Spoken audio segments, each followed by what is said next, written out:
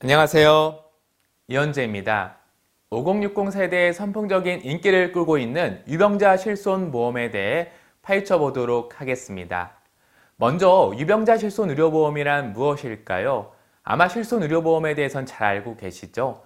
실손의료보험은 가장 많은 항목들을 보상해주는 보험인데요. 그렇다 보니까 아픈 이력이 있다고 하면 그동안 가입이 많이 까다로웠습니다.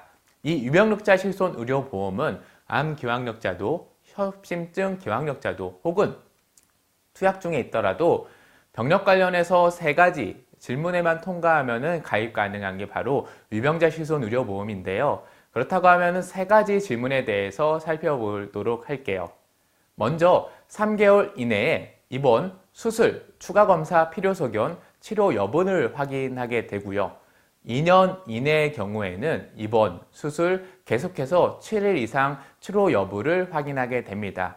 일반 실손의료보험과 비교했을 때 5년 이내 치료 이력을 확인했던 일반 실손보험과 다르게 2년만 확인하는 게 가장 큰 특징이고요. 여기서 또 투약 심사는 제외되는 게 매우 많은 분들이 가입할 수 있는 유리한 장점 중에 하나겠죠. 다음은 5년 이내에 백혈병을 제외하고 암 관련해서 진단, 입원, 수술, 치료 여부를 확인하게 되는데요.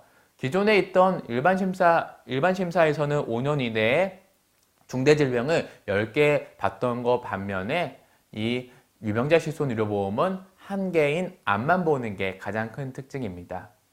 이렇게 요 세 가지 항목만 확인하기 때문에 일반 실손 의료보험에 비해서 아픈 이력이 있더라도 가입 가능한 게 바로 유병력자 실손보험인데요. 그렇다 보니까 작년에 출시되면서 선풍적인 인기를 끌었던 것 같습니다.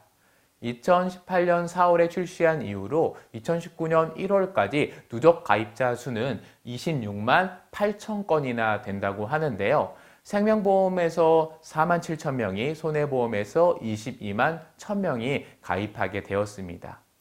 주요 가입 연령을 살펴보게 되면요. 60대 이상이 46.3%로 가장 많았고요. 다음은 50대가 33.8%로 많았습니다. 결국 5060 세대가 실손의료보험에 대한 준비를 많이 했다고 하는데요. 결국 과거에 아팠던 이력 때문에 가입하지 못했던 분들이 지난 4월 출시 이후로 많이 가입함을 확인할 수 있었습니다. 그렇다고 하면 판매 가능한 회사들은 어느 회사들이 있었을까요? 총 11곳의 보험사에서 판매가 가능하였고요. 손해보험의 경우는 메리츠화재, DB손해보험, 하나손해보험, 농협손해보험, KB손해보험, 흥국화재, 삼성화재, 현대해상에서 판매 가능하고요. 생명보험은 삼성생명, 하나생명, 농협생명에서 판매가 가능합니다. 유병자 실손의료보험의 상품 구조를 살펴보도록 하겠습니다.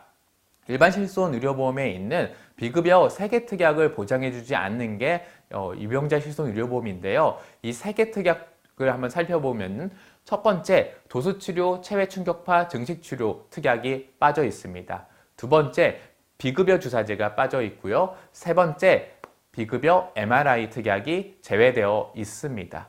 다만 비급여 주사제 중에서 항생제, 항암제, 희귀의약품의 경우는 보상한다는 점 꼭 놓치지 마시기 바라겠습니다.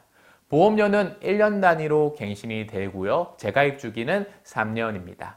그리고 가입 신차는 총 6개 항목을 보게 되는데요. 앞서 말씀드린 병력 관련된 세 가지 질문과 그리고 운전, 월소득, 직업만 확인하는 게 가장 큰 특징입니다. 다음은 입원 의료비에 대해서 알아보도록 하겠습니다. 동일한 질병 상해당 5천만 원 한도까지 보상이 가능한데요. 여기에는 자기부담률이 있습니다. 자기부담률 30%, 최소자기부담금 10만 원 중에서 가장 큰 금액을 제외한 나머지를 보상받게 되는데요. 예시를 통해서 살펴보도록 하겠습니다. 먼저 실제 부담한 입원 의료비가 30만 원이 발생했을 때 30만 원에 30% 부담률을 적용해서 9만 원이 자기부담금인데요. 최소 자기부담금인 10만 원보다 작기 때문에 결국 최소 자기부담금인 10만 원이 본인이 부담하게 되고 20만 원을 보상받게 됩니다.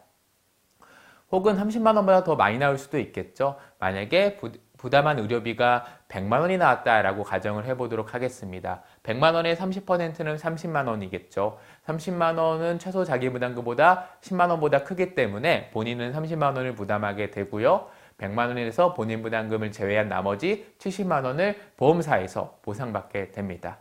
방금 두 가정은 계산하기 편하게 상급병실 관련된 내용은 제외하였는데요. 상급병실의 경우 1일 10만 원 한도로 기준병실료의 차액의 50%를 보상하게 되어 있습니다. 그리고 자기부담금이 200만 원을 초과할 경우에 일반 실손 의료보험과 동일하게 초과된 부분도 모두 보상받을 수 있는 게 바로 입원 의료비입니다. 다음은 면책기간을 살펴보도록 하겠습니다. 만약에 최초 입원일부터 보상한도 종료일이 365일에서 90일, 면책기간 90일을 제외한 275일보다 클 경우입니다. 동일한 질병이나 상해로 5천만 원까지 보상을 다 받을 수 있는데요. 426일 동안 보상을 받고 난 이후에 90일 동안 보상이 제외되고 그 이후에 90일이 지나고 나서 5천만 원의 한도가 복원된다라고 보시면 되고요. 만약에 최초 입원일과 보상한도 종료일인 275일 이내인 경우가 발생할 수 있겠죠. 생각보다 의료비를 많이 쓰는 경우입니다. 이럴 경우에는 예를 들어보면 153일 만에 5천만 원 보상한도를 다 썼다라고 했을 때 총 입원일부터 1년 동안 365일 동안 받을 수 있는 한도가 5천만 원입니다. 그러다 보니까 나머지 212일에 대해서는 보상을 못 받고요. 그리고 그 이후부터 보상이 5천만 원이 복원이 된다라고 보시면 됩니다. 다음은 통원 의료비에 대해서 살펴보도록 하겠습니다. 통원 의료비는 해당 20만 원 한도로 연간 180회를 보상받게 되는데요. 이때 처방 조제는 보장받지 않는 게 특징입니다. 자기부담률은 입원 의료비와 동일하게 30%, 최소 자기부담금은 2만 원인데요.